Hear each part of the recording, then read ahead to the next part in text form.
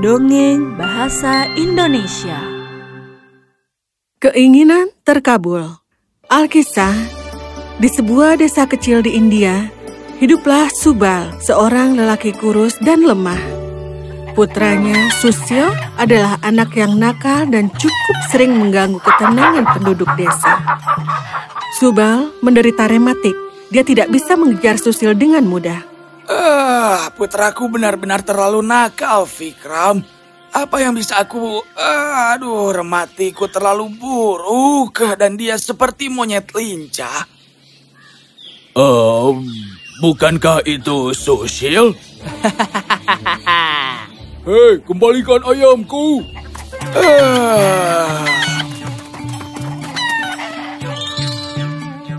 Suatu pagi, Susil berguling-guling di tempat tidur sambil berpikir. Ada tes matematika hari ini, tapi aku tidak mau pergi. Susil, bangun, nak. Sebentar lagi waktunya untuk sekolah. Ayah, aku rasa aku tidak bisa pergi sekolah. Aku punya sakit perut yang mengerikan.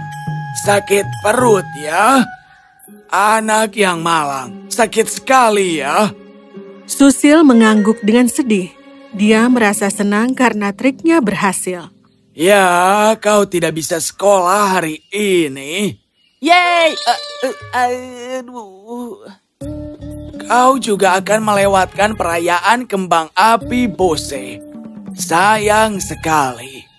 Subal lalu keluar meninggalkan Susil yang ketakutan.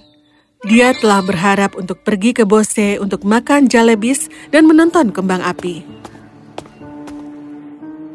Ini, minum obat ini. Ini akan membantumu. Ayah, aku baik-baik saja. Sakit perutku sudah hilang. Tetapi bagaimana jika itu sakit kembali? Ini, minumlah sekarang. Susil yang malang, tanpa bisa mengelak, dia meminum cairan yang tidak enak yang ada di dalam mangkuk itu. Subal meninggalkan kamar dan menguncinya di dalam. Ayah, apa yang kau lakukan?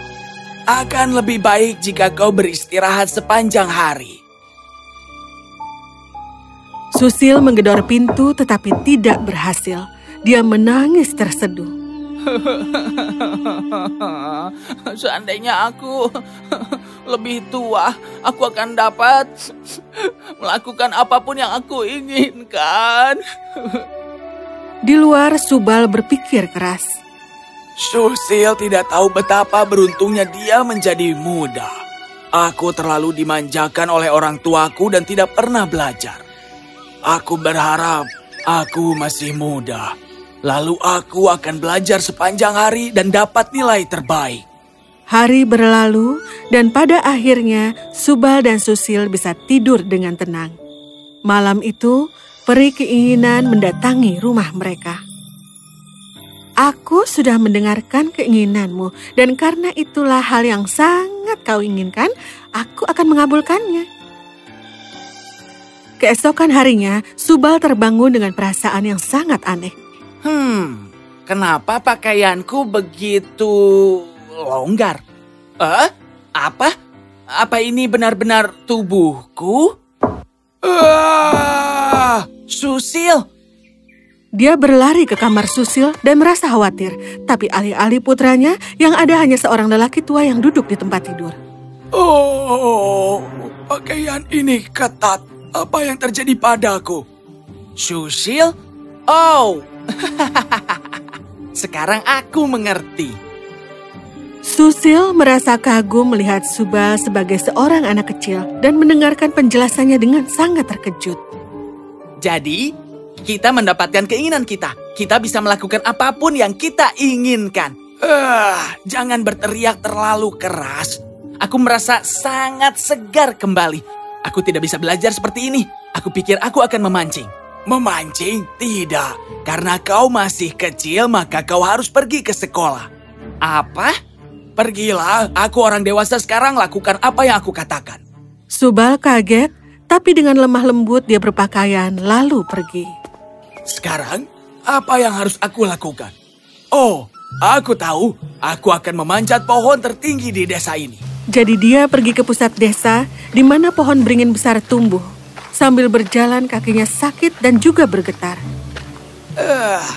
Mungkin karena ini adalah tubuh yang baru.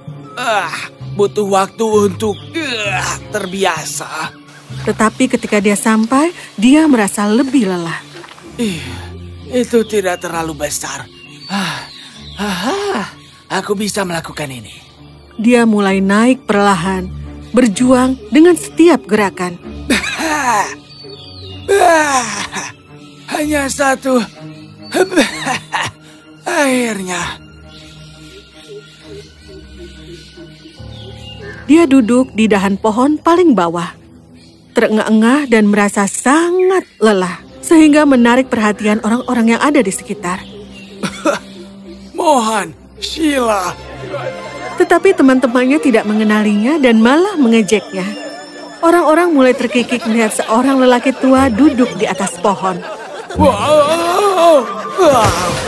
Kerumunan itu tertawa terbahak-bahak, termasuk teman-temannya. Terganggu oleh hal ini, dia dengan susah payah berdiri dan berjalan tertatih-tatih. Sesampainya di rumah, dia menemukan Subal berdiri di sana. Kenapa kau pulang cepat sekali? Sekolah hari ini setengah hari. Aku kelaparan. Tolong beri aku makanan. Kenapa harus aku? Aku lapar. Itu sebabnya. Lalu Susil terhuyung-huyung ke dapur dan mulai memasak. Taruh lebih banyak itu. Dan masukkan wortel lebih sedikit. Aku tidak suka itu. Lebih cepat. Aku ini benar-benar lapar. Tenanglah, biarkan aku memasak. Susil sudah lelah pada saat makanan dihidangkan. Tetapi Subal dengan lapar memakan semuanya dengan penuh semangat dan menjilati piringnya sampai bersih. Yam, bukankah ini lezat? Anak kecil yang konyol. Keesokan paginya, Susil pergi keluar untuk membeli permen. Ini terlihat luar biasa. Mari kita makan. Ini terlalu manis. Dia telah berpikir untuk mendapatkan beberapa untuk Subal, tetapi sekarang dia berubah pikiran. Selera Susil telah berubah seiring usianya, tetapi dia tidak menyadarinya. Sementara itu, di sekolah, Subal bosan mendengarkan pelajarannya. Subal, kenapa kau tidak memperhatikan? Karena aku sudah tahu semua yang kau ajarkan. Maka jelaskan kembali apa yang aku ajarkan. Ini ada guru sainsku dan ada tanaman yang tergambar di papan tulis. Ya, kau berbicara tentang pentingnya tanaman dan bagaimana mereka memberi kita oksigen. Iya kan?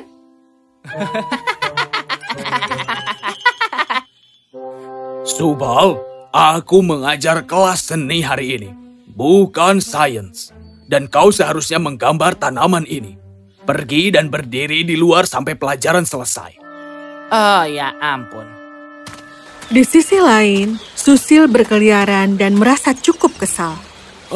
Mungkin berenang akan membuatku lebih baik. Dia hampir mencelupkan setengah tubuhnya ketika tiba-tiba dia mulai merasa sangat dingin. Air ini terlalu dingin. Akhirnya dia bergegas dan berjalan pulang. Dia terkena flu dan air itu hanya memperburuk rematiknya. Sekolah sudah selesai dan Subal kembali ke rumah dengan sangat sedih. Tiba-tiba dia melihat beberapa temannya duduk dan mendiskusikan sesuatu. Dia mendatangi mereka dan mendengarkan dengan seksama ketika mereka bicara. Aku sama sekali tidak setuju denganmu. Tidakkah kau pikir kau sedikit kasar? Orang-orang tua itu menatap kaget pada anak kecil yang dengan berani memberikan pendapatnya.